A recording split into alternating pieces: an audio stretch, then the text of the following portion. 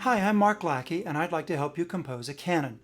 Now, this video will assume that you already know some basic two-voice counterpoint writing, and that you already know the definition of a canon. So let's get started. Now, you may be inclined to start putting notes on paper, start putting notes in your notation software right away, and start knocking out this assignment. I'm not sure that's the most efficient way to work. Let me suggest step one, create a chord progression, because whatever harmonies are implied by those first few notes will be repeated as those first few notes are echoed by the follower voice and then repeated again as they get copied into the next statement, and so on and so on.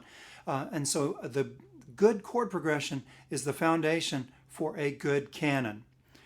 Something as simple as the perfect authentic cadence might be a good basis for your chord progression, something that moves strongly to tonic. And let me suggest that you start with something other than tonic so that when it does repeat, we don't just have tonic and then more tonic. So start with something other than tonic and then move smoothly and convincingly to tonic in a chord progression. While you're working out this chord progression, decide how many measures you want your initial statement to be. Is this a 2-measure chord progression, or 1 measure, or 4 measures? And are we working in 2/4 time, or 3/4, or 4/2? What's our meter? What's our harmonic rhythm? Do we want 2 chords in a bar, 4 chords in a bar? Do we want bum, bum, bum, chord, chord, chord? Think about your harmonic rhythm, and this will set up a good foundation for a good canon.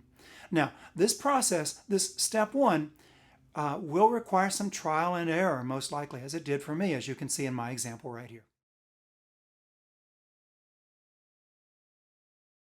You'll see that I've decided to work in common time with the harmonic rhythm that you see here, and my harmonies move from dominant to tonic. The 5 initially moves to a 6 chord, a deceptive resolution, which allows for a prolongation of that dominant. So I have 5, and then a few predominant chords, 5 again, and the tonic. And those predominant chords move 6, 4, 2, a pattern of falling thirds. Finally, you'll see in the space below that, I've written out the notes in each chord. This is simply to save me a little work later. Step 2, begin composing your Duke's or leader voice up until the point where the follower will come in. This is simply a matter of choosing notes from the chords in our original chord progression to create a good line.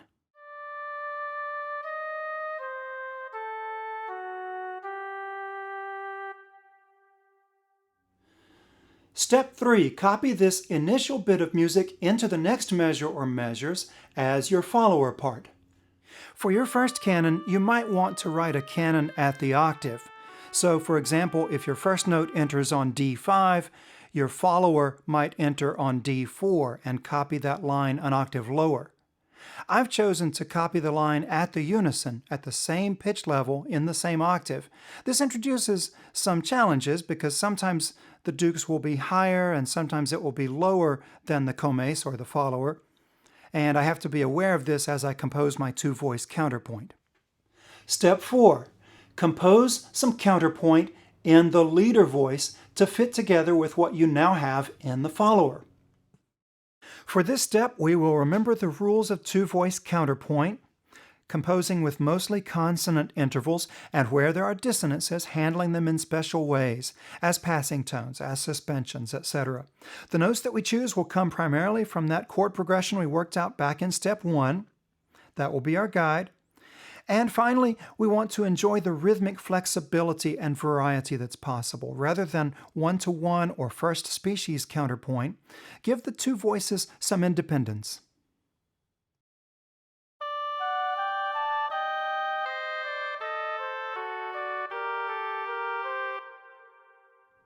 Step 5, take what you've just composed in the leader voice, copy it in the following measure or measures as the follower, and repeat the process. Now that you understand the process, simply repeat these steps until you have a canon of the length that you want. For this example, I've kept it very brief, just a dozen measures or so.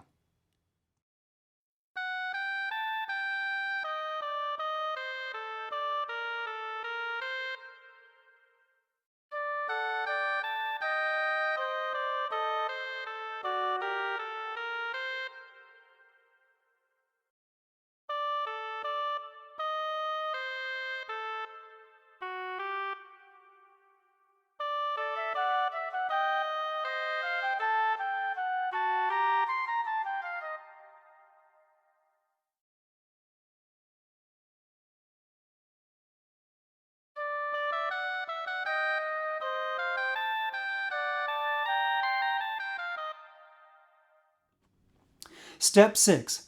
Once you have repeated this process a sufficient number of times to create the scale of piece that you want, then compose your cadence.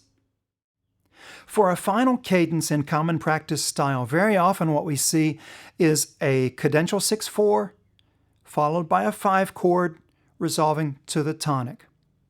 To create this effect in a two-voice texture, what I've done is given in that penultimate measure, you'll see a perfect fourth above the dominant resolving to a third to imply the 5 chord, and then in that extra measure that I've tacked on at the end, resolving to tonic on the downbeat to give a strong sense of arrival.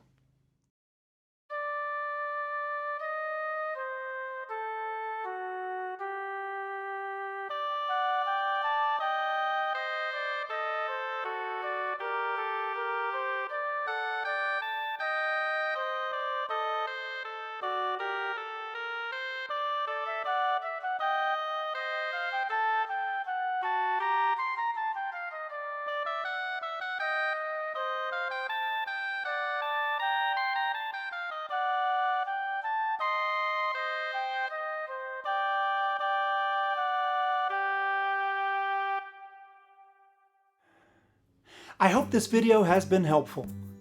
Please subscribe to my channel, check out marklackey.net, and follow me on Facebook and Twitter. Thanks for watching.